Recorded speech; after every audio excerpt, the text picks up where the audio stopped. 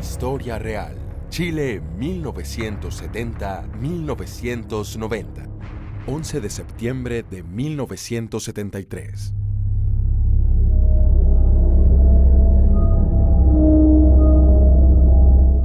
Yo era alumno de la Academia de Guerra en ese momento.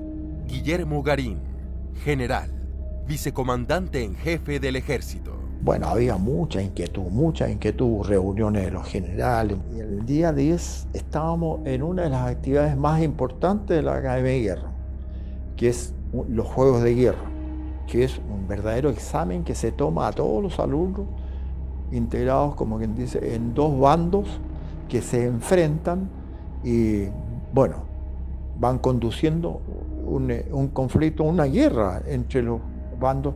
Habitualmente se asemeja a países limítrofes con otros nombres. Perfectamente me acuerdo. Yo estaba en San Fernando. Ricardo Martínez, coronel en retiro del ejército.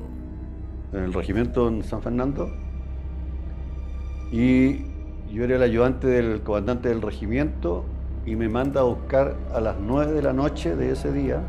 Y me dice, del día 10, y me dice, necesito a todo el personal del regimiento en sus puestos.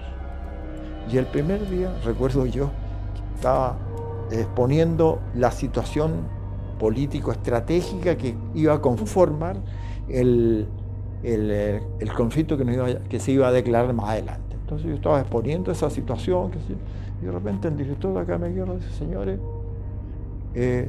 todos nosotros teníamos puestos asignados para cualquier emergencia. Y a las 5 de la tarde o a las 4 de la tarde teníamos que estar presentándonos los puestos de combate, llamémoslo para graficar la idea. Entonces fuimos a vestir nuestro uniforme de combate y los equipos necesarios, partimos. Nadie nos comunicó qué íbamos a hacer en ese momento. Entonces fuimos asignados a los puestos que correspondían, nos presentamos en ese momento, sospechábamos, y lo único que anhelábamos nosotros que efectivamente le pusiéramos de una vez coto y paráramos este desastre que significaba la situación política del país. Estábamos totalmente motivados a participar sin ninguna duda en esta intervención militar. Bueno, lo que sucedía es que los civiles que tenían participación en esto habían armado un golpe para todos los efectos prácticos, pero los militares no hacían nada. Hermógenes Pérez de Arce, abogado, periodista, diputado 1973. O sea, por ejemplo, los radioaficionados civiles ya tenían establecido dónde iban a instalarse si los militares intervenían. Y los militares no intervenían. Entonces los civiles, yo conocí a algunos, uno de ellos era Álvaro Puga, que era periodista y tenía un comentario en la Radio Agricultura, y me dijo, poco antes, si está todo listo, me dijo, para el golpe. Están todas las personas que se van a encargar de las radios y de centralizar las transmisiones, y van a destruir todas las radios de izquierda, y la transmisión va a ser una sola. Pero ¿y quién lo va a hacer esto? Bueno, tienen que hacerlo los militares, pero los civiles ya están todos listos. Me dijo así, no, sí, está todo listo. Y de hecho, como a las 4 o 5 de la tarde nos fuimos a presentar. En la tarde seguimos especulando nosotros, ahora repartidos, pues ya estábamos separados de nuestros compañeros, y estábamos asignados a un cuartel general donde había muchos más ya oficiales de Estado Mayor y bueno, había bastante nerviosismo, más que nada, ignorancia, porque no había nada oficial todavía. Bueno, pasamos la noche del 10 al 11 y a las 4 o 5 de la mañana nuestro general, que era mi general Benaví en el caso mío, reúne a los oficiales de planta del cuartel general y nosotros, 2 o 3 alumnos de la Academia de Guerra que fuimos a ese cuartel general, y nos dice, señores, los comandantes en jefe y el general director, y me recuerdo más o menos las palabras, han decidido, intervenir en el gobierno. Este es un viaje sin retorno, eso fue lo que me recordé. Y en consecuencia, aquel que no esté de acuerdo lo manifiesta ahora o se integra 100% a este movimiento en que nos vemos obligados a intervenir en nuestro país.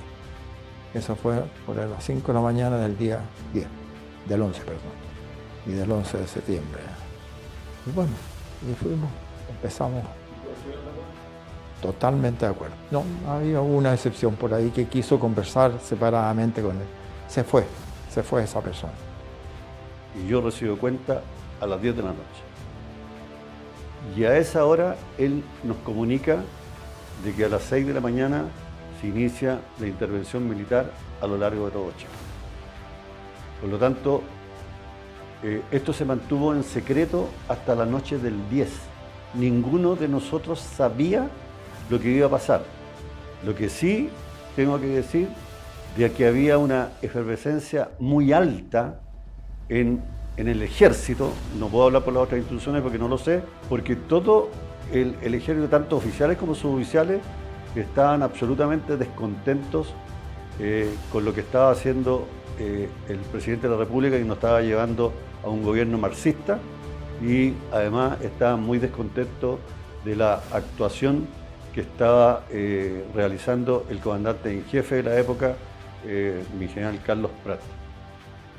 Entonces, lo que sabíamos, yo era diputado y no tenía contacto con militares. Una vez un oficial de la Fuerza Aérea me pidió que fuera a hablar con él, y un senador de mi partido, Fernando Chagavía, me dijo que era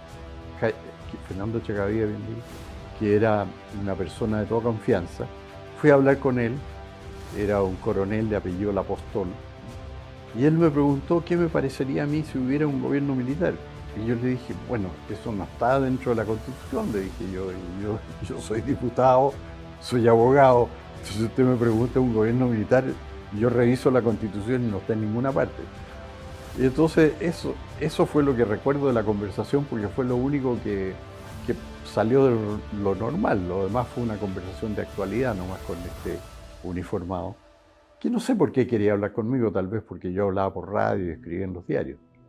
Porque tiene destruido, y este es un gobierno corrompido y degenerado, señor. Inmundo, comunistas asquerosos, tienen que salir todos de Chile.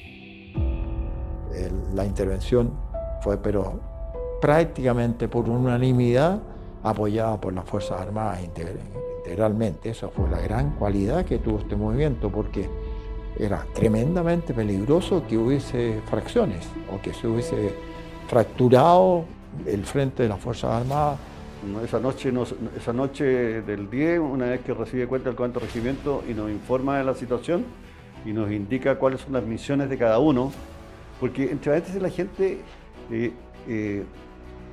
tiene la creencia que los militares planificaron esto como 2 o 3 días antes. No, esto se planificó con 2 o 3 años de anticipación, o sea, básicamente desde que salió Allende.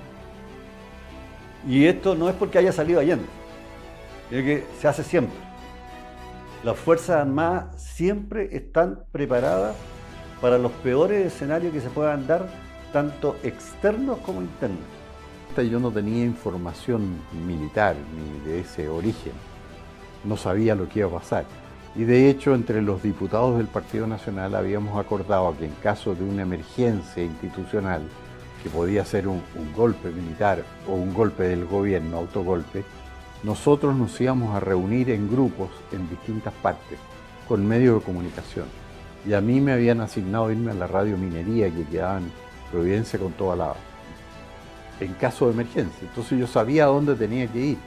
Y ese día 11 yo me levanté normalmente para llevar a mis hijos al colegio, y cuando iba a salir me llamó Gustavo Alessandri, que era diputado también, y me dijo: Hermógenes, se están tomando el poder, pon la radio.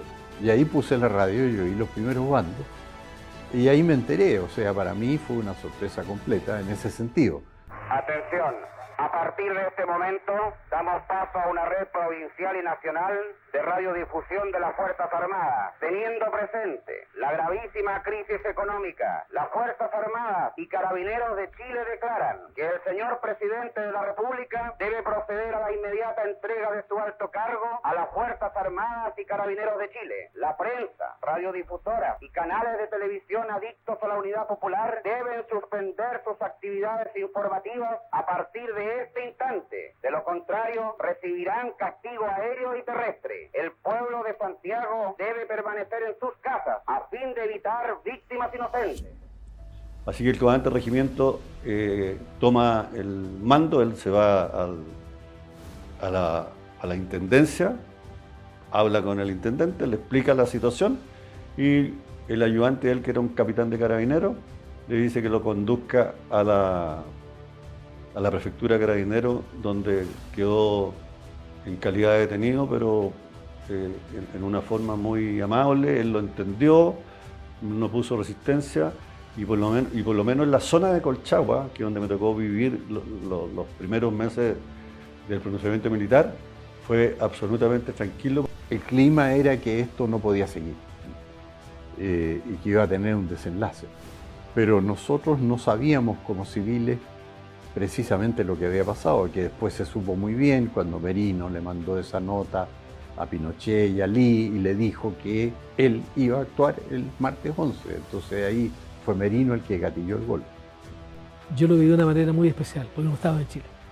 Yo había salido de Chile inmediatamente después del tanquetazo. Carlos Cáceres, economista, ministro del Interior 83-84 y Hacienda 88-90. Que se produce a fines de julio del año 1973, como una primera manifestación de la molestia militar que había por lo que estaba aconteciendo en el país. Y había sido aceptado en un programa que tenía la Escuela de Negocios de Harvard en Francia. Cuando regresaba, ya había iniciado el camino de regreso a Chile, estando en Barcelona, me pilló el día 11 de septiembre en Barcelona. En la casa de un amigo vimos la televisión y ahí la televisión española comenzó a anunciar de que había ocurrido algo especial en Chile, que aparentemente era un pronunciamiento militar, y luego comenzaban a mostrar la fotografía del incendio de La Moneda y todo lo que estaba aconteciendo en ese momento, y ahí percibí que efectivamente había ocurrido esto, que estábamos todos a la espera que en algún momento se produjera. Yo personalmente deseaba que ocurriera eso, porque ella realmente no pensaba que si Chile seguía en el camino, que había planteado el presidente Allende, en el camino más rotundo fracaso, y el camino, a la pérdida total de las libertades. Las Fuerzas Armadas y Carabineros de Chile declaran, primero, que el señor presidente de la República debe proceder a la inmediata entrega de su alto cargo a las Fuerzas Armadas y Carabineros de Chile. Segundo, que las Fuerzas Armadas y el Cuerpo de Carabineros de Chile están unidos para iniciar la histórica y responsable misión de luchar por la liberación de la patria del yugo marxista y la restauración del orden y de la institucionalidad. Firmado Augusto Pinochet Ugarte, general de Ejército, comandante en jefe del Ejército. Toribio Merino Castro, almirante, comandante en jefe de la Armada. Gustavo Lee Guzmán, general del Aire, comandante en jefe de la Fuerza Aérea de Chile. Y César Mendoza Durán, director general de Carabineros de Chile. Las Fuerzas Armadas y en especial el Ejército no adoctrina a nadie. Las Fuerzas Armadas no son ni de izquierda, no son de derecha. Las Fuerzas Armadas son del país y se deben al país, y eso lo saben. Por lo tanto, la doctrina que tienen las Fuerzas Armadas es, primero, entrenar a su personal, tanto oficiales, suboficiales, como soldados con cripto, para enfrentar una situación que sea de riesgo para el país, tanto externa como interna. Y para eso se le hacen instrucciones. Esa instrucción que recibe el soldado con cripto en particular, ¿no es cierto?, ellos la van asumiendo de manera tal que para ellos está primero su patria, su bandera y su país. Yo les voy a poner un ejemplo que me tocó vivir a raíz de esta situación. Andábamos patrullando después en el sector de Maipú y un soldado, íbamos pasando por una calle, no recuerdo su nombre ahora, y un soldado me dice, mi teniente, en esa casa, ahí viven unos extremistas que tienen armas y hacen panfletos. Y yo le dije, ¿y cómo sabes tú lo que me estás contando? Mi teniente me dijo, porque ahí viven mis papás. Y entramos, y era efectivo, encontramos armamento, encontramos dinamita y encontramos los panfletos que estaban haciendo para tirar en distintas partes. Ya empezó a funcionar, empezó el primer bando ese que es bastante conocido, debe haber sido a las 8 de la mañana, donde se anuncia al país que se ha decidido intervenir y se ordena que las autoridades cesen en los puestos que estaban funcionando, los puestos políticos, y que mantenga la calma, la población se mantenga en sus hogares y que cuiden su vida, porque se esperaban reacciones violentas. Senador Juan de Dios Carmona, que cuando era diputado había hecho aprobar una ley de control de armas, que autorizaba a los jefes de plaza militares a examinar cualquier lugar en que hubieran armas. Todo esto bajo el gobierno de la Unidad Popular. Y entonces esta ley autorizaba a los jefes militares, en virtud de la propia ley, de si tenían una denuncia de que había armas en alguna parte, ir y comprobarla y denunciar a la justicia, y se inició un proceso. Y entonces hubo jefes militares que lo hicieron. Entonces encontraron las armas. Y eso multiplicó la alarma pública, porque eso permitió comprobar que había muchas armas que se estaban ocultando en fábricas intervenidas, hospitales, instituciones del Estado. La UPED efectivamente tenían grupos extremistas fundamentalmente, un partido comunista, todos el MIR, el Frente Patriótico, Manuel Rodríguez y otros, como 3 o 4, algunos muy extremistas.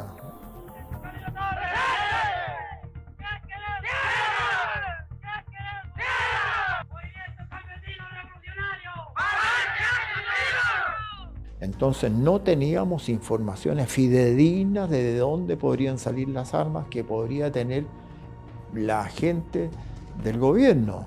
Había una verdadera afán de demostrar poder del pueblo ante una eventual intervención de las Fuerzas Armadas, una cosa como esa. Los famosos cordones marginales, creo que se llamaban, que confluían sobre Santiago y obviamente iban en apoyo a su gobierno, porque ese era el gobierno del pueblo y todo ese tipo de cosas. Bueno, eso era lo que se conocía y que lo publicaban mucho. Y bueno, habían organizaciones, pensemos por ejemplo en el GAP, que cuando pasaba el presidente Allende en su comitiva con estos Fiat 125, eran los que usaban autos,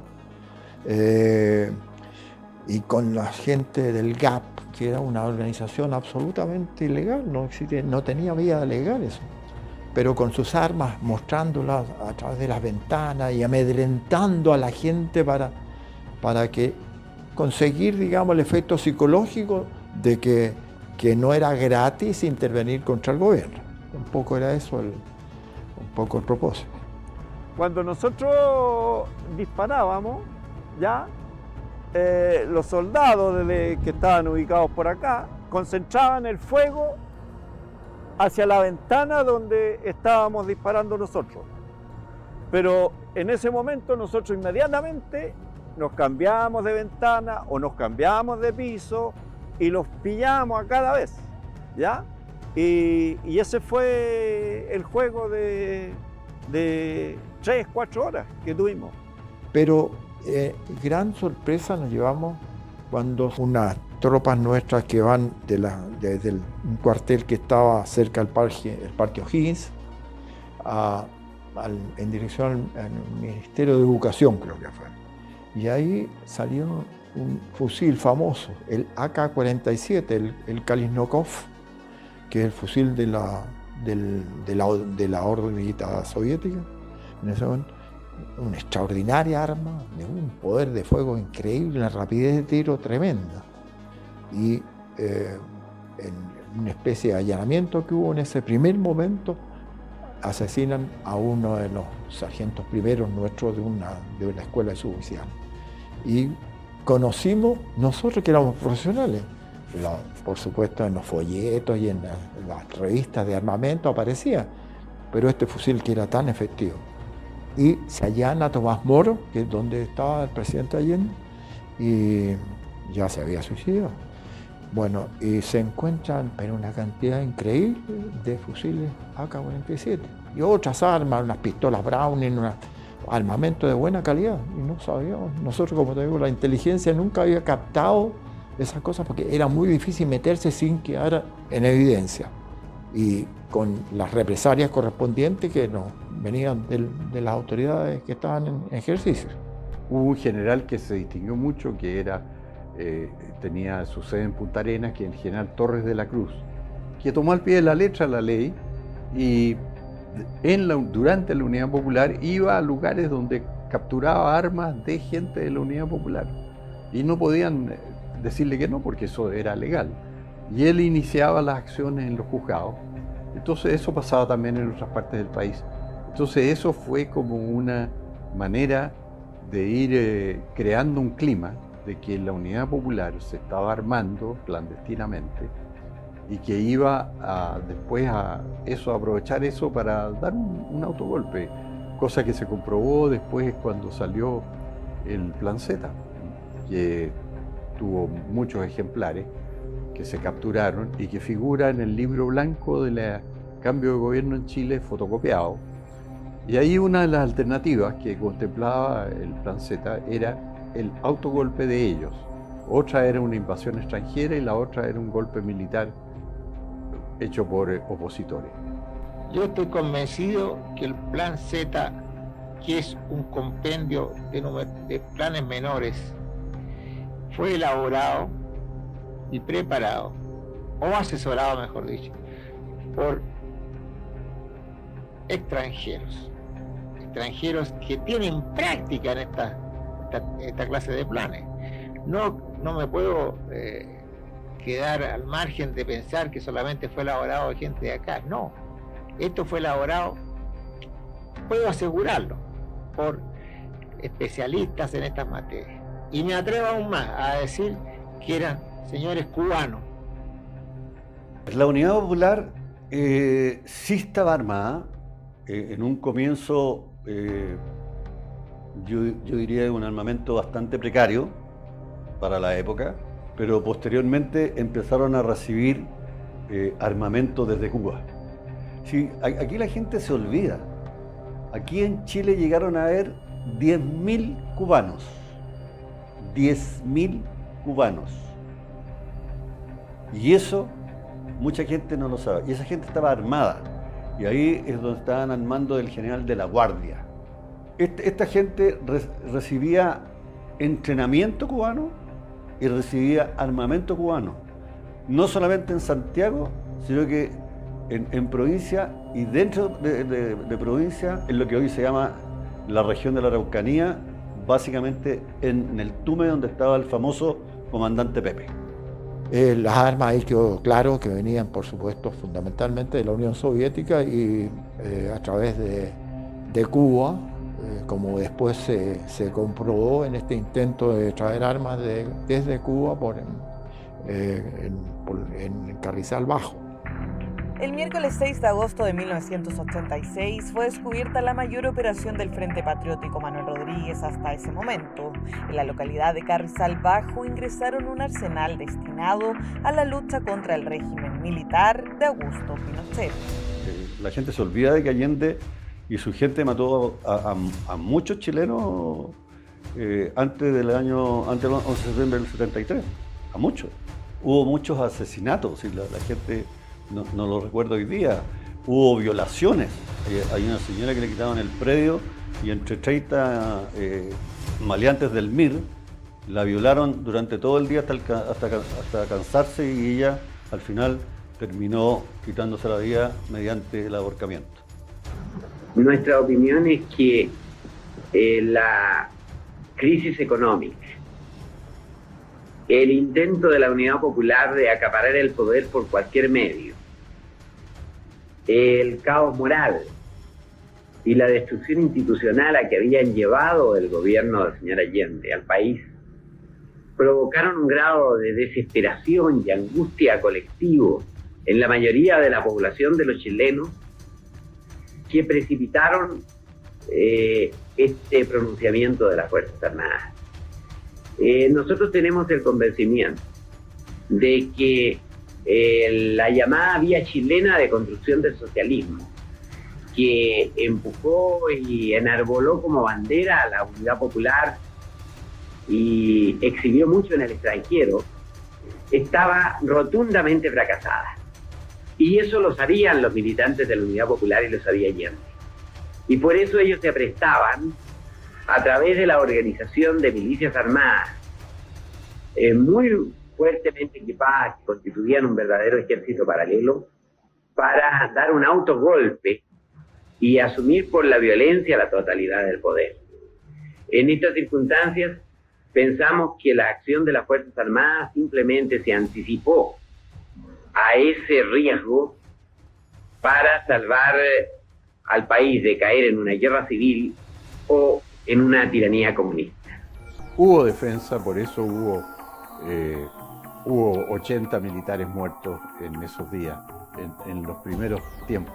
Hay que decir una cosa, aquí el 60% de todos los muertos que hubo entre el 73 y el 90, se produjeron todos, el 60%, o sea, casi los 2/3, entre el 11 de septiembre y el 31 de diciembre del 73. Y todos los que están presos ahora y todos los militares que actuaron ahí son por ese periodo, yo diría la gran mayoría. Porque ahí se produjeron casi todos los muertos y después el país se tranquilizó absolutamente. Siguió operando el MIR, claro, pero con operaciones más o menos aisladas. Hay compañeros míos que murieron, incluso es más. Antes del 73, poco antes del 73, asesinaron al subteniente de la Campec, que era un muchacho de 20 años. O sea, porque iba de uniforme en la calle, lo mataron a mansalva. Por lo tanto, sí hubo muerte de gente nuestra y la sentimos como corresponde, pero el 99% de la gente de izquierda que murió fue porque se enfrentó con las Fuerzas Armadas. Después de lo que llamaron el tanquetazo, ese movimiento de un regimiento aquí que se sublevó, digamos, efectivamente fue un llamado a atención donde se mostró el enemigo nuestro, porque de los edificios de los alrededores de La Moneda, del barrio cívico se llamaban mucho en ese hubo uso de armas intensamente contra las Fuerzas Armadas, que salieron a la calle un poco en apoyo del gobierno de Allende.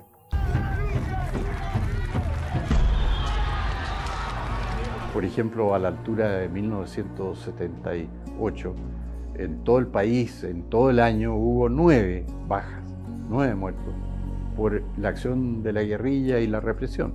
Entonces está el país absolutamente pacificado, mucho más que ahora, por supuesto, en todo sentido. Entonces esto se ha disfrazado un poco después porque no se ha contado la historia real. Pero los muertos, la lucha duró 90 días, digamos. O sea, a fin de año se había terminado. Y eso lo dijo Pinochet en ese tiempo, cuando lo entrevistaba en la prensa. Yo he tenido que revisar todo eso porque escribí la historia de todo este proceso. Y Pinochet le declaró a la revista Ercilla, le dijo, yo calculo que los muertos en total en este momento son 1.800. Y después el informe Rettig examinó ese periodo y determinó todos los muertos y eran 1.823. O sea, Pinochet erró por 23. Cuando lo dijo en octubre del 73. En ese tiempo la gente de izquierda en el exterior decía que había 100.000 muertos en Chile y que los cadáveres flotaban en el Mapocho y todo eso.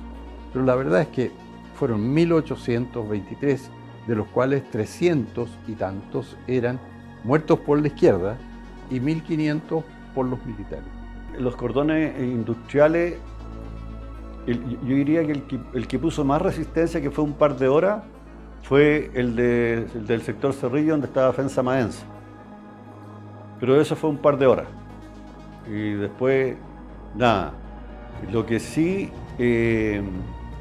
tuvimos mucha resistencia y con muchas muertes de nuestra gente, básicamente por parte del MIR, y después nace ahí el Frente Patriótico Manuel Rodríguez. Esos son los movimientos que más complejizaron la acción, ¿no es cierto?, de las Fuerzas Armadas, y ahí es donde viene, ¿no es cierto?, en el mes de octubre del 73, la creación de la DINA, la Dirección Nacional de Inteligencia. Bueno, sobre el bombardeo de La Moneda, mi opinión personal es que no era necesario, obviamente que no era necesario, pero era una forma de darle un papel importante a la Fuerza Aérea, porque obviamente el ejército podía hacerlo tal como lo hizo, de hecho, porque el bombardeo de La Moneda no mató gente en el fondo, y había que tomársela, y el general Palacios tuvo que hacerlo.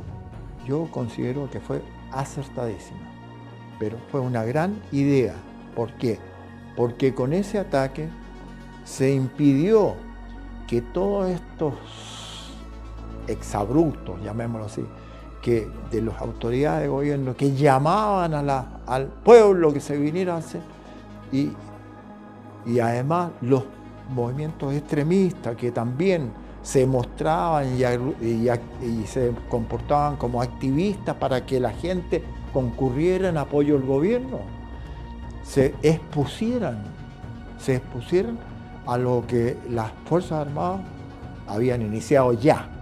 Entonces, eso sirvió como disuasivo para toda esa gente. Se salvó mucha gente que confiadamente, como verdaderos corderos, iban a marchar por las grandes alameas o por todo ese discurso, los cordones marginales y todo eso, las empresas, los trabajadores de la empresa que iban a marchar a apoyar a Allende y a su grupo. La verdad es que no había mucho que defender porque ya la gente no quería más guerra.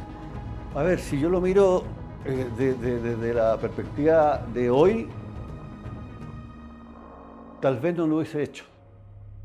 Y entró el ejército ahí y el propio general Palacios fue herido, o sea, hubo combate, y toda la guardia de Allende pereció ahí en La Moneda, combatiendo, porque ellos disparaban. Todo eso está muy bien relatado en el libro de James Whelan, que yo lo usé para mi propia historia del período, como la fuente principal del relato del 11 de septiembre, porque es el relato más completo. James Whelan escribió un libro que se llamaba Desde las cenizas. En inglés se llamaba Out of the Ashes, y es la mejor descripción de lo que pasó el 11 de septiembre en Santiago.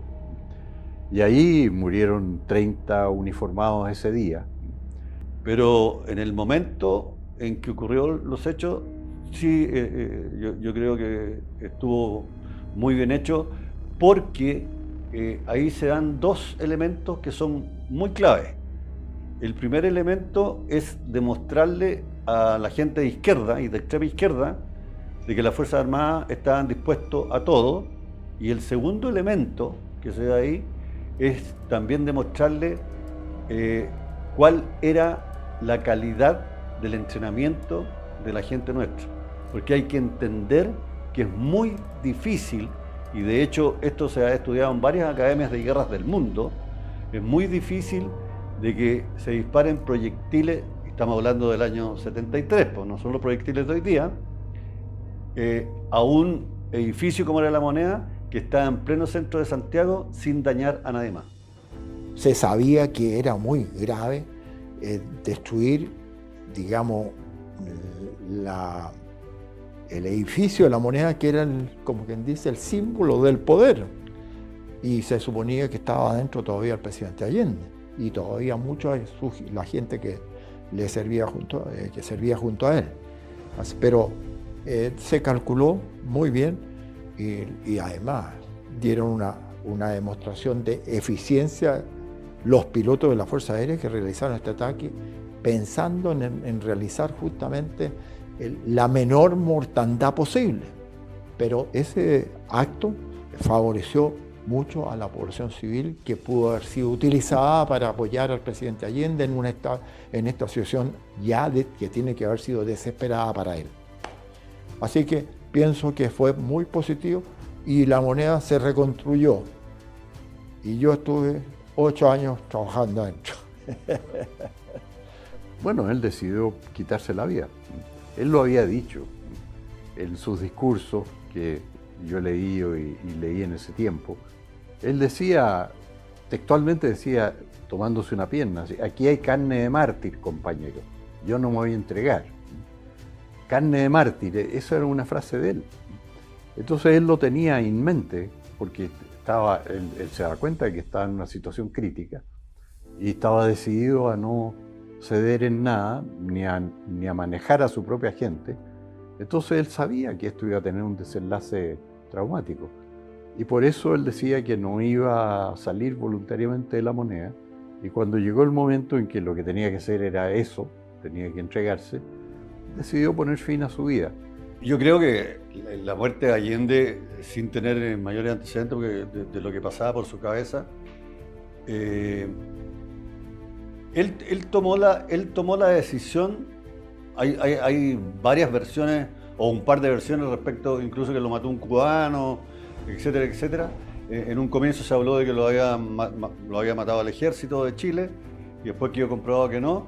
Y efectivamente el propio doctor Gijón, que era su médico cabecera, fue el que estaba al lado de él y el que certificó de que él fue el que se pegó el balazo. Fue una decisión personal y yo creo que la tomó por el hecho de que no tenía otra salida.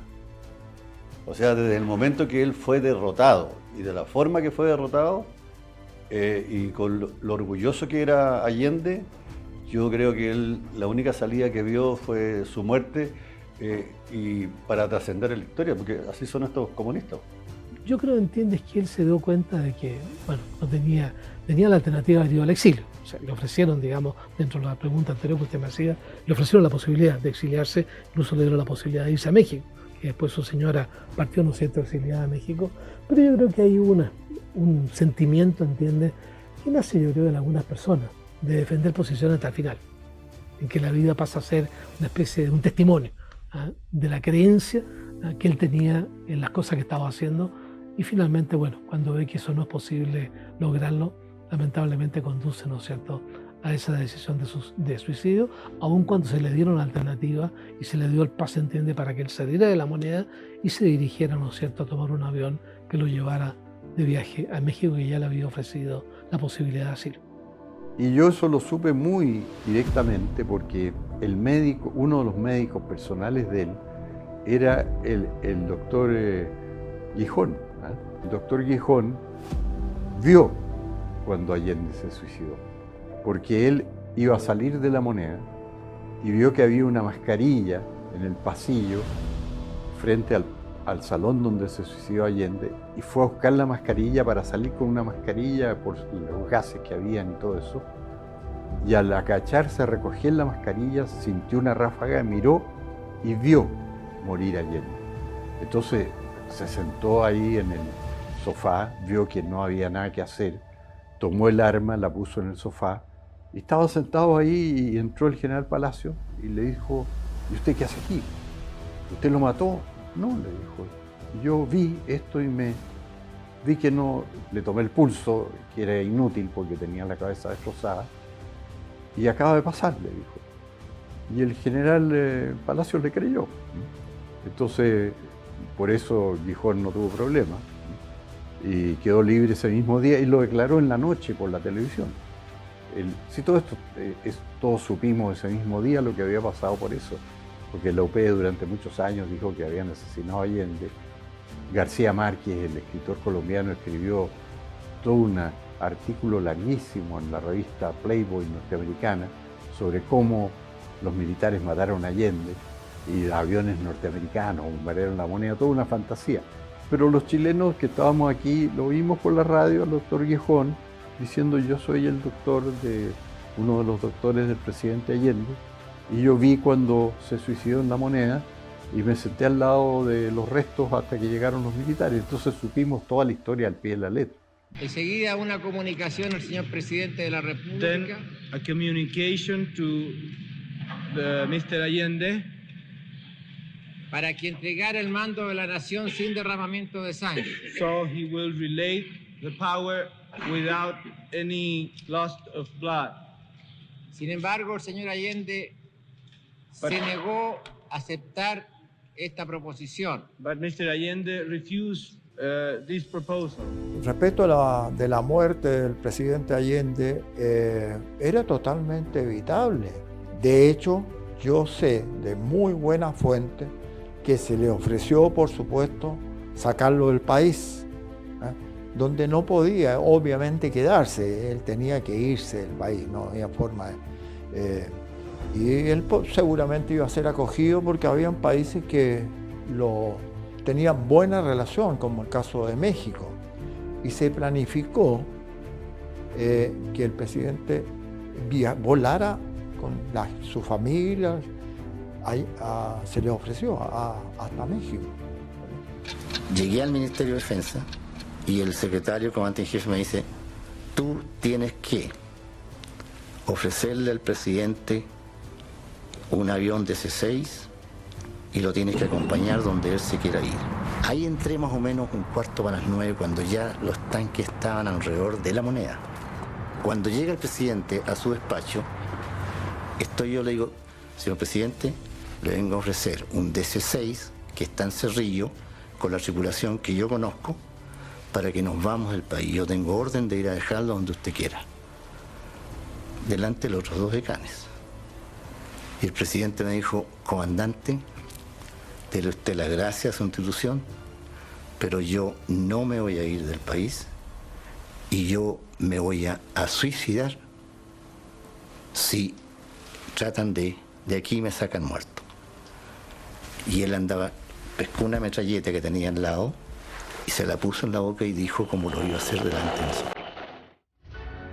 Así que yo creo que perfectamente se pudo haber evitado la muerte del presidente Allende. Y él, bueno, tomó la decisión. Se utilizó bastante que había sido asesinado políticamente en el mundo, algunos familiares que viajaron por el mundo y que se repartieron la idea de que hasta que después quedó aclarado y efectivamente se comprobó que efectivamente el presidente Allende se suicidó.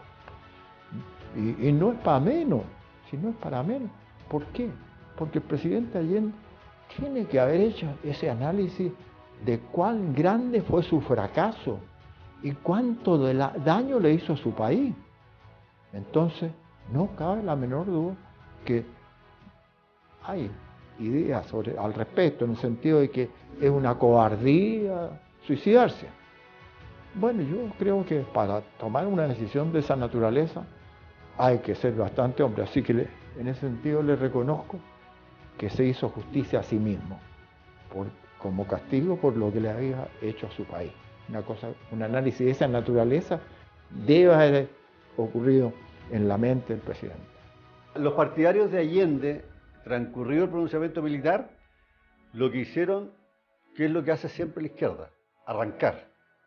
Mire, había habido una conversación entre los generales Prats, que era el comandante en jefe del ejército, y el que lo seguía, Pinochet, antes del 11, que quedó registrada porque se publicó en las propias memorias de Prats. Y en una de estas conversaciones Pinochet le dijo a Prats: estos gallos no nos aguantan ni una crujida, le dijo, con esas palabras. Estos gallos no nos aguantan ni una crujida. Y Prats se enojó y le dijo: estás con el golpecito. No, estoy diciendo la verdad nomás, que si aquí hay una lucha no va a durar nada, le dijo. Y fue así, se acabó. El 31 de diciembre ya no había prácticamente lucha. Había atentados guerrilleros porque el BID seguía operando, pero no había combate.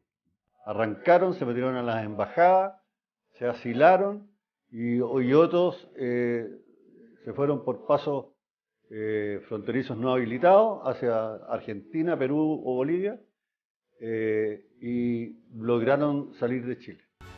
Lo que pasa es que la izquierda nunca ha sido valiente. La izquierda, incluso la izquierda extrema, son valientes en grupo. Pero es un poco, si yo quisiera hacer hoy día un símil, ¿no es cierto?, de lo que es la CAM, la UAM, la RAF y todo lo demás, estos grupos extremistas y terroristas que están en la Araucanía, yo le aseguro que si mandamos gente de las fuerzas especiales del ejército y de la armada, van a arrancar como ratas. Son cobardes. La izquierda son cobardes. Bueno, se habló, ¿no es cierto?, de que ellos, el cordón industrial que estaba armado iba a ser la defensa para la permanencia del gobierno del presidente Allende, pero al final, cuando entra el ejército, personas profesionales en el manejo de estas situaciones conflictivas, evidente que era muy difícil que pudieran tener éxito en esta misión, ¿no es cierto?, bastante utópica, de defensa de un gobierno que estaba ya totalmente destruido. Bueno, la Junta de Gobierno tuvo un quehacer que ocupó mucho a los abogados para explicar cómo se hacía todo esto que no estaba en ningún texto. Y entonces, en un principio, tuvo el apoyo de los abogados demócratas cristianos, que fue muy importante, porque Alejandro Silva Bascuñán hizo una publicación en la revista de Derecho y Jurisprudencia, que era el principal abogado demócrata cristiano y defensor del gobierno, y que estuvo inicialmente en la comisión redactora de la nueva Constitución.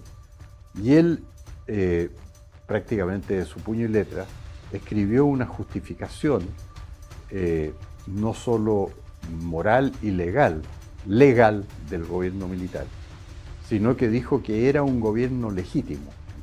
Y eso quedó publicado en la revista de Derecho y Jurisprudencia en un anexo en octubre del 1973. O sea, los juristas representativos de toda la mayoría democrática dijeron: este es un gobierno legítimo porque ha sustituido a un gobierno que era ilegítimo.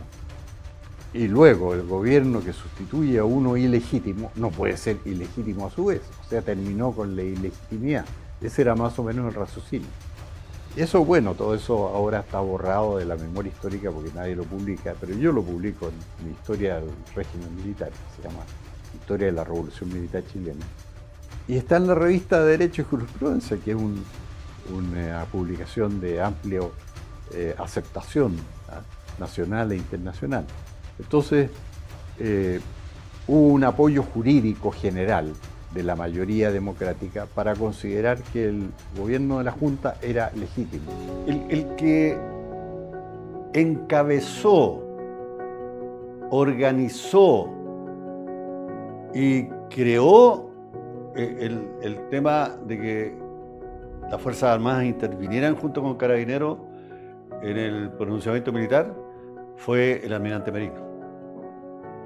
Él fue el que lo hizo, porque era un hombre bastante decidido y ya se había dado cuenta de que Chile no tenía otra salida y ya el Congreso había intervenido, había dicho lo que tenía que decir respecto a esos documentos que hizo el Congreso, la Corte Suprema y el Contralor General de la República, y él fue el que dijo: esto no da para más y tenemos que darle un corte. Así que ahora, ¿por qué razón la Junta de Gobierno la preside mi general Pinochet? Porque el ejército es el más antiguo, no la persona, la institución. Está el ejército, después se creó la Armada, después la Fuerza Aérea y después Carabineros. Por eso que tiene ese orden de precedencia. Siempre el ejército es primero porque es la primera institución que se creó. Mira, yo puedo decir que la Junta de Gobierno fue una junta de comandantes sin jefe, en que el único que permaneció hasta el final de la gestión del gobierno militar fue el almirante Merino. El general Lee y posteriormente el general Mendoza se retiraron, digamos, de la Junta de Gobierno, pero creo, y viví, digamos, la experiencia después de mi calidad de ministro de Estado, de que siempre en la Junta de Gobierno estuvo el ánimo de servir a los propósitos que habían llevado a la toma del poder por parte de las Fuerzas Armadas y de Orden. Probablemente se produjeron diferencias de opinión, como ocurre, ¿no es cierto?, en todas circunstancias en que hay que tomar decisiones que a veces son complejas. Pero una vez que se tomaban las decisiones, tengo como la convicción de que había una posición muy conjunta para que la decisión tomada alcanzara el propósito que se había buscado. Así que, si bien hubo diferencia de opinión, significó la salida del general Lee cuando él mostró, ¿no es cierto?, una posición, a mi juicio, equivocada respecto a la resolución que había tomado Naciones Unidas y llevó, ¿no es cierto?, a la necesidad de hacer el cambio correspondiente, porque ya se había generado entonces dentro de la Junta de Gobierno una polarización de ideas y de procesos a seguir en adelante que era muy difícil que se pudieran mantener en el tiempo sin perjudicar las tareas de gobierno. La resolución de Naciones Unidas hablaba, ¿no es cierto?, en contra de lo que había pasado aquí en Chile y llamando, ¿no es cierto?, fundamentalmente al regreso lo más pronto posible a una vida de plenitud democrática. Tal vez sea triste que se haya quebrado una tradición democrática que en este continente era larga. Pero cuando el Estado pierde sus calidades, vienen aquellos que por mandato mantener su vigencia, asumir ese cargo. Hoy lo hacemos. Estamos seguros que Chile entero tiene que comprender el sacrificio que nos significa.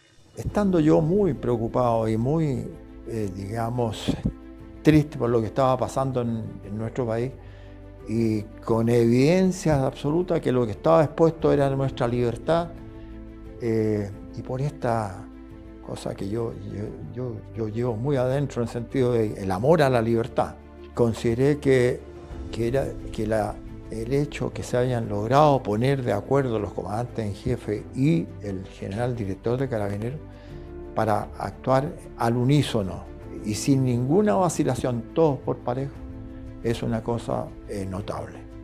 Hay que ser muy hombre para asumir una responsabilidad de esa naturaleza y obviamente que motivado por el riesgo del país, necesitábamos que hombres de ese nivel tomaran la iniciativa y llevaran adelante esta acción de las Fuerzas Armadas para apoderarse del poder con fines de reconstruir lo destruido y tratar de mejorar el bienestar del país. Porque Pinochet no fue presidente de la Junta inicialmente, fue presidente de la Junta pero no presidente de la República. Y se le vino a nombrar presidente de la República a finales del año 74. Primero se le nombró jefe supremo de la nación, había discrepancias con Lee, que siempre se oponía a eso. En un principio habían hablado de una presidencia rotativa de la Junta, pero ahí se demostró que Pinochet era el hombre al mando, y no iba a dejar que lo bajaran de la presidencia. Y ahí entonces tuvieron que elaborar un procedimiento para nombrarlo primero jefe supremo de la nación. Gran problema con Lee, golpes en la mesa, hasta dicen que quebró Pinochet un cristal de una mesa con un golpe de puño en una de estas discusiones.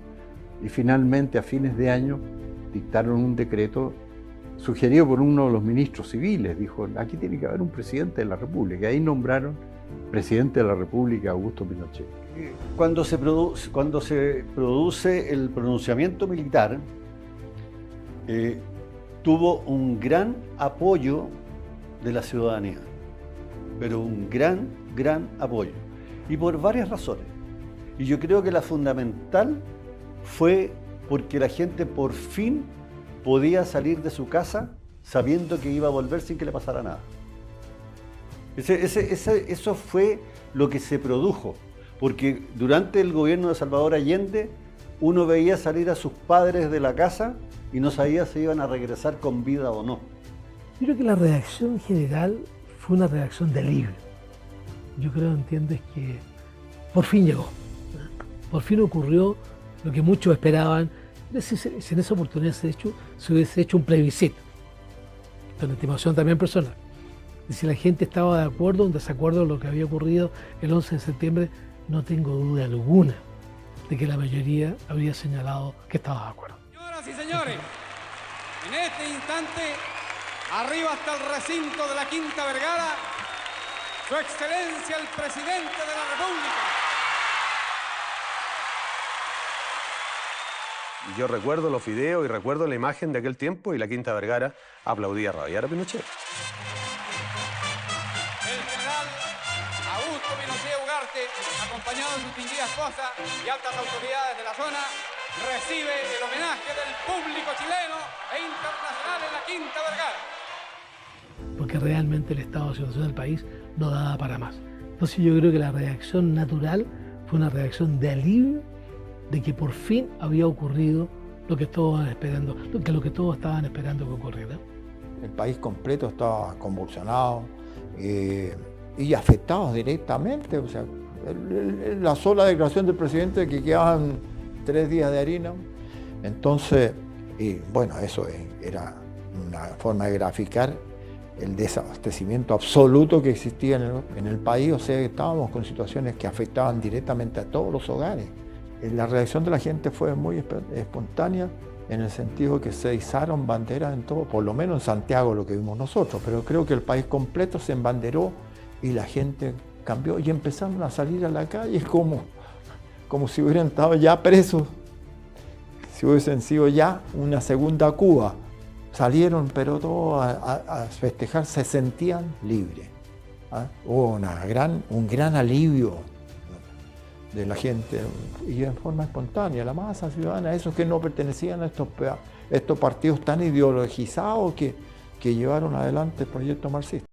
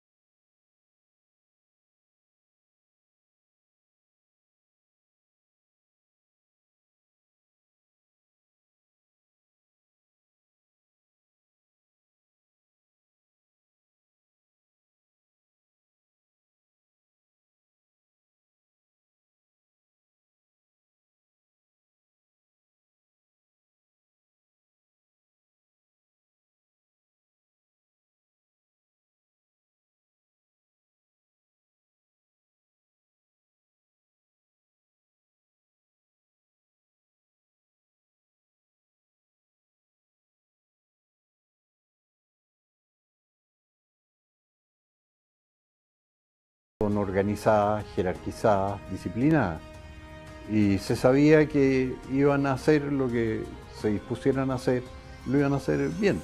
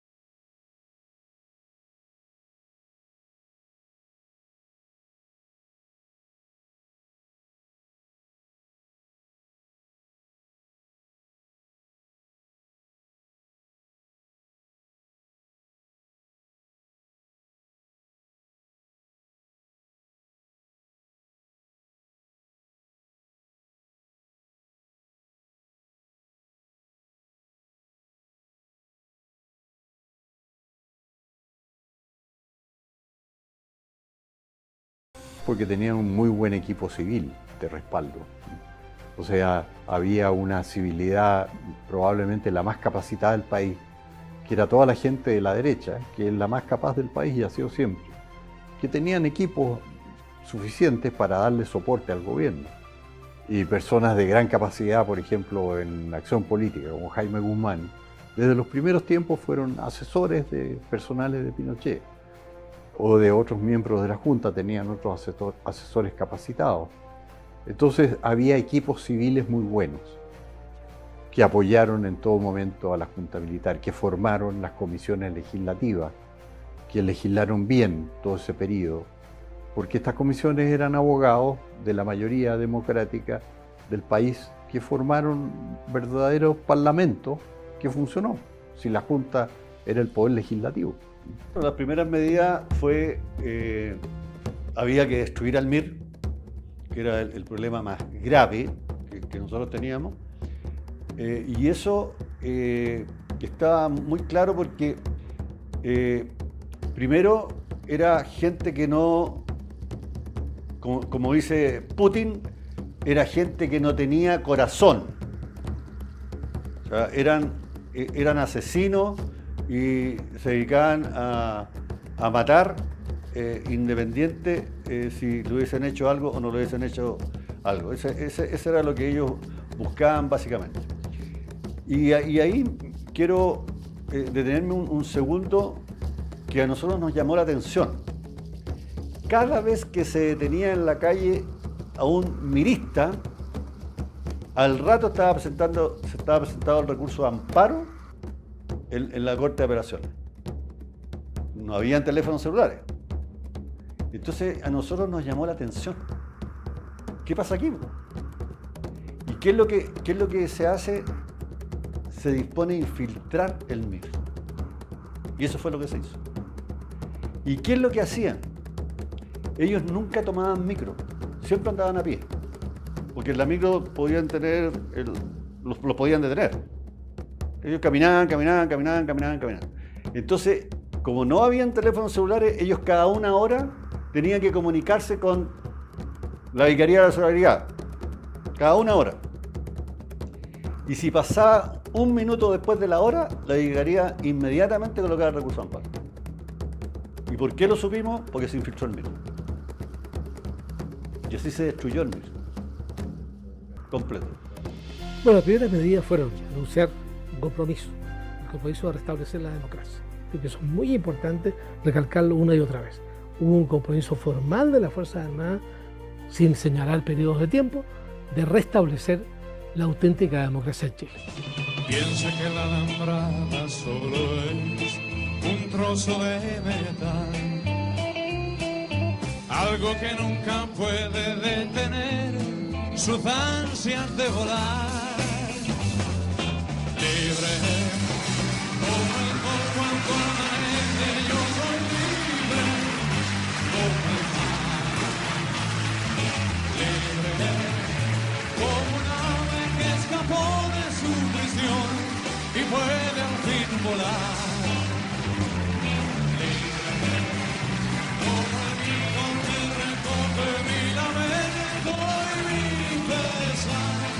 Camino sin cesar detrás de la verdad y sabré lo que es al fin la libertad.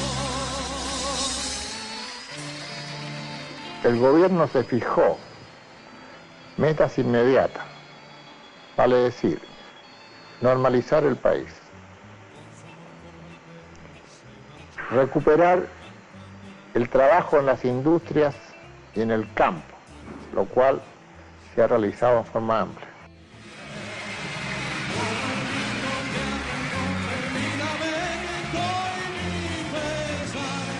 Camino sin cesar detrás de la verdad y sabré lo que es al fin la libertad.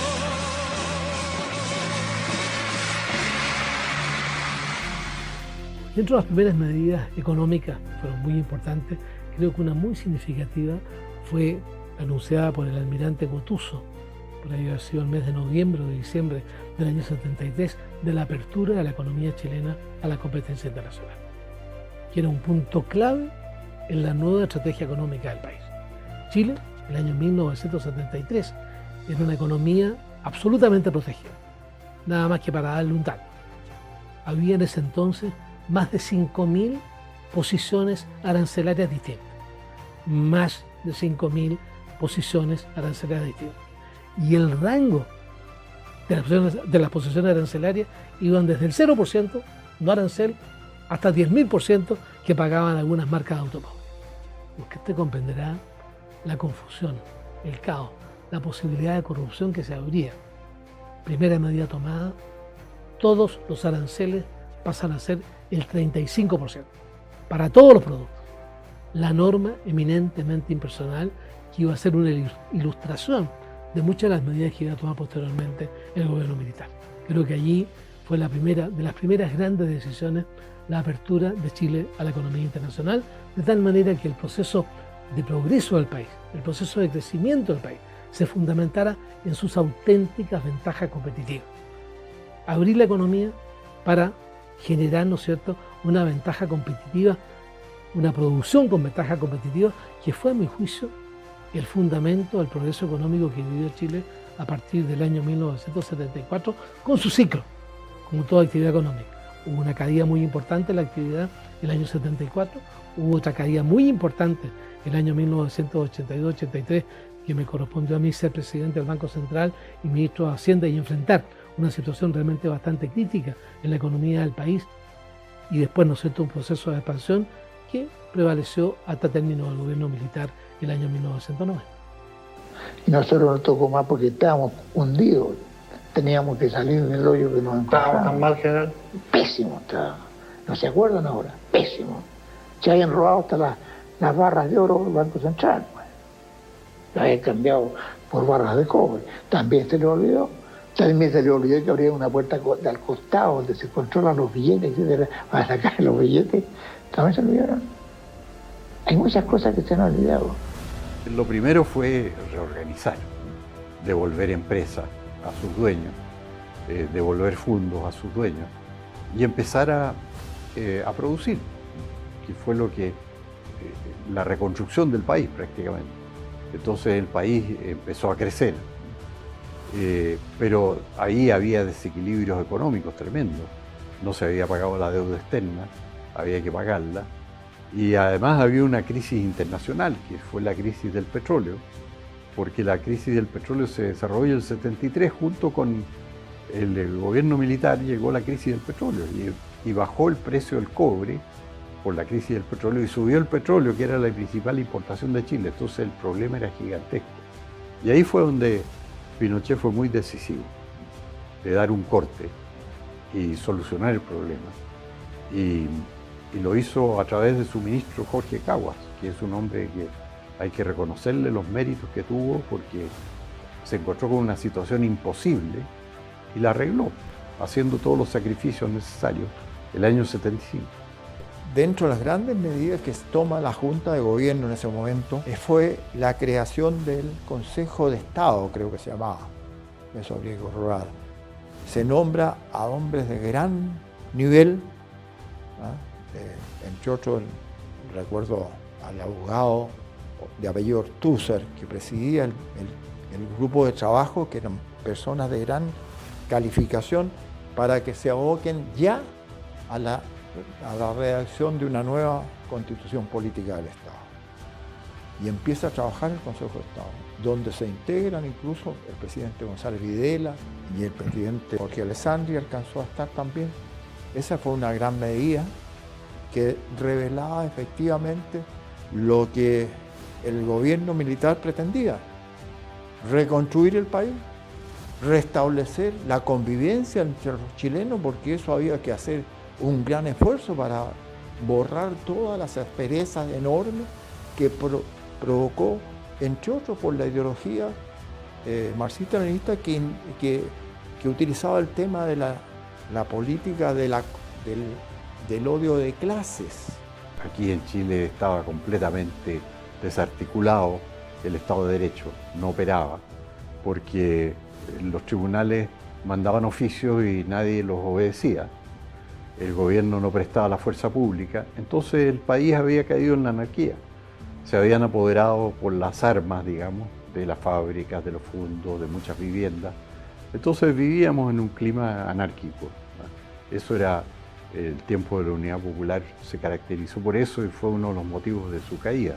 En definitiva, cuando se entrega el gobierno en el año 90, definitivamente el país era otro, totalmente diferente, totalmente, por supuesto, fuera del tremendo desarrollo económico y social que se logró.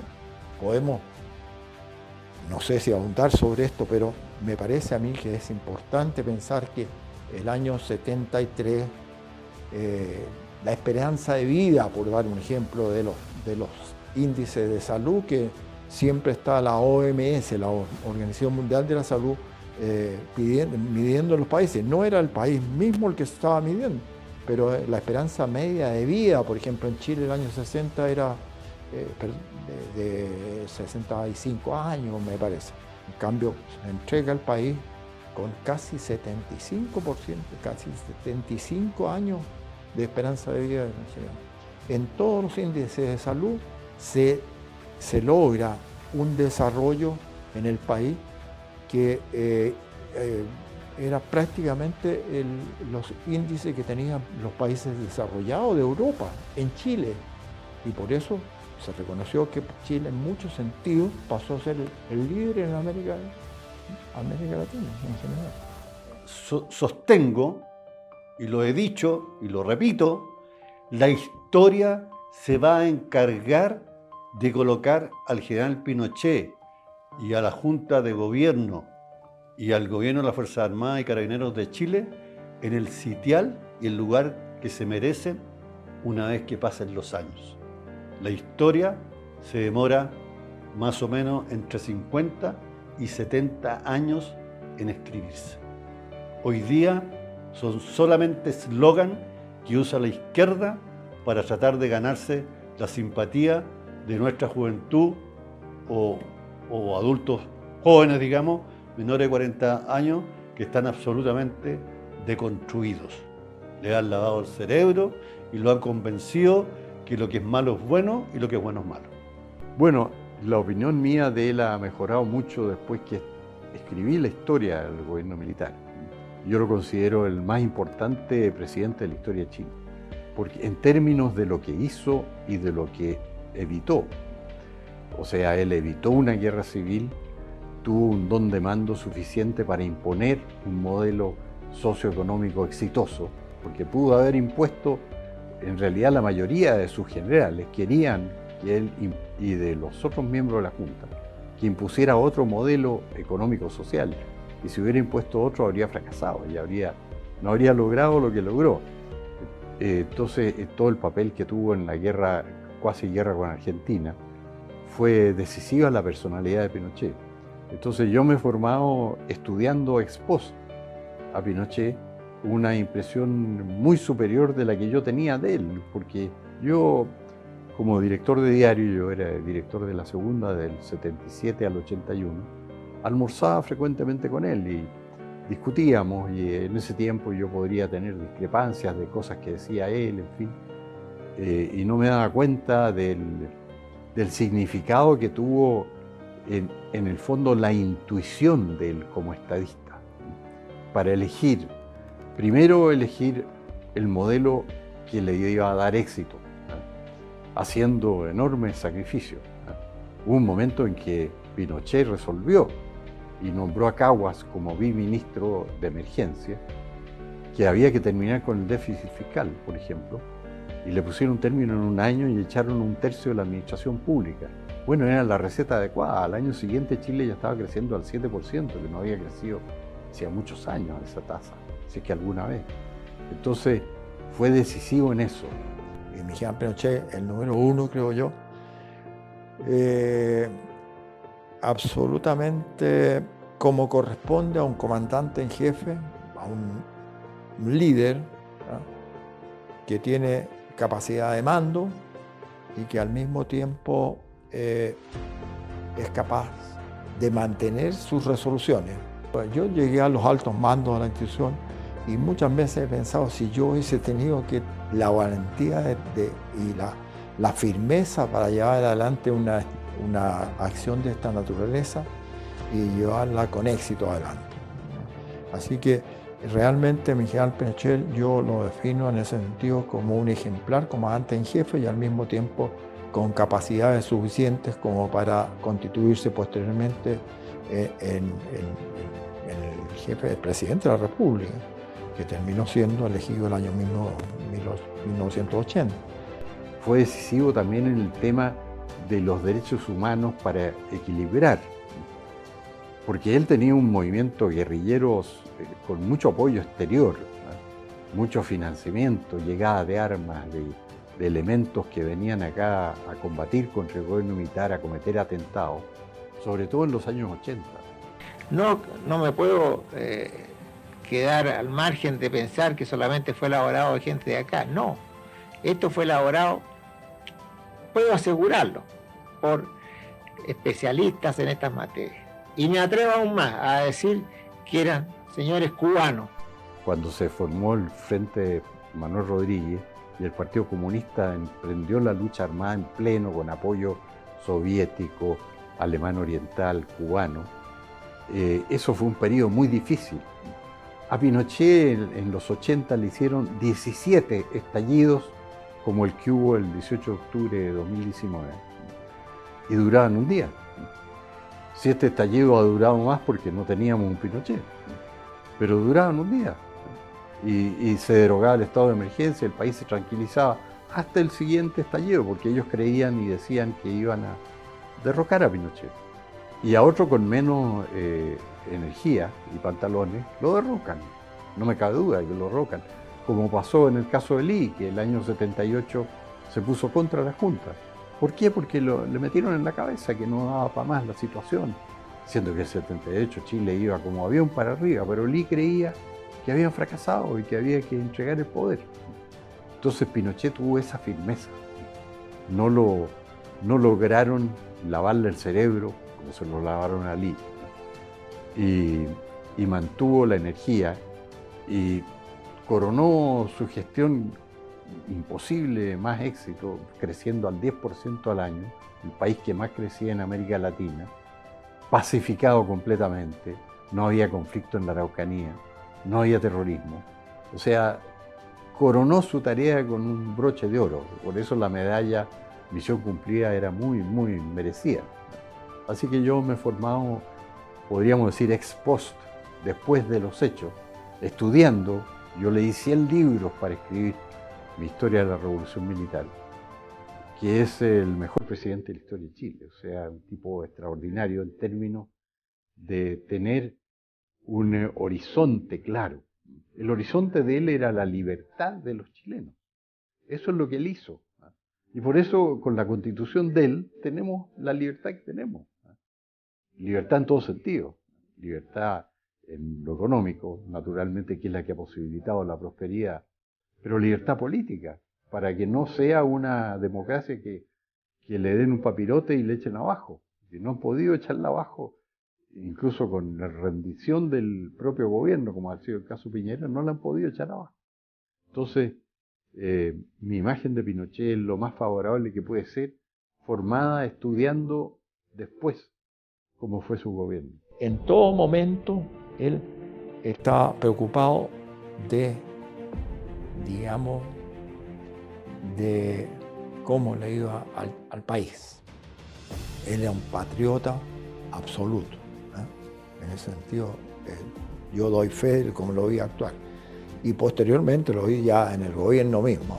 Además de tener las capacidades de mando, para tomar una decisión de esta manera, era admirable la decisión, la firmeza con que sostiene esa decisión adoptada, arriesgando desde su vida hasta la vida de su familia completa en una acción de esta naturaleza. Así que realmente todos los comandantes en jefe, los cuatro, y el director general de Carabineros, obviamente estuvieron, yo creo que a un nivel realmente admirable. ¿Y qué siente usted cuando ve niños de 18, 19 años, que no vivieron la situación del 70, 73, que estén en contra suya. ¿Qué le podría decir usted a la juventud? Oye, hay una frase bíblica que uno le podría decir también. Perdónalo, Señor, porque no saben lo que hacen. Pues. Pero tampoco, solo se van a dar cuenta con los años. Esta gente se da cuenta poco a poco lo que pasó en Chile, cómo se solucionó y cómo tuvo la altura que tiene ahora. Y puede seguirse hacia arriba mejorando su calidad de país. Yo diría que yo definiría al presidente Pinochet independiente, sea el 11 de septiembre del año 73 o el 11 de marzo del año 1990, cuando le entrega el mando, una persona con un don de mando notable. Un don de mando notable. En segundo lugar, con una visión estratégica. Él tenía claridad absoluta hacia dónde quería llegar, cuáles eran los objetivos. Y una tercera dimensión que yo también la califico muy importante, la voluntad de acción. No era la persona que se quedaba detrás de un escritorio pensando, sino en un momento determinado hay que tomar la decisión, hay que ejercer la acción para que la decisión tomada se convierta en realidad. Y esos tres aspectos creo que el presidente Pinochet los tuvo el 11 de septiembre del 73 y los tuvo también el 11 de marzo del año 90 cuando entregó el poder. La historia real. Chile 1970-1990.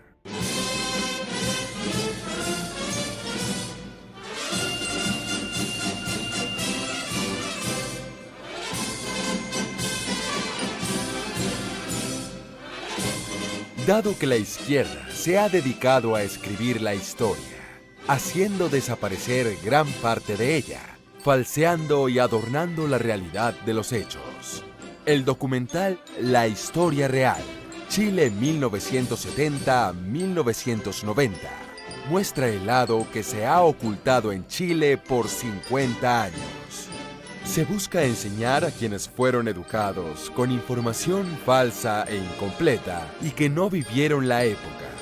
Una verdad escrita en la experiencia personal de quienes sí la vivieron. Se usaron imágenes reales de lo que sucedió en Chile. Una verdad que la prensa no cuenta, pero que existe. Si usted desconocía la realidad que se exhibió, esperamos que ahora se dé cuenta que le mintieron todo el tiempo.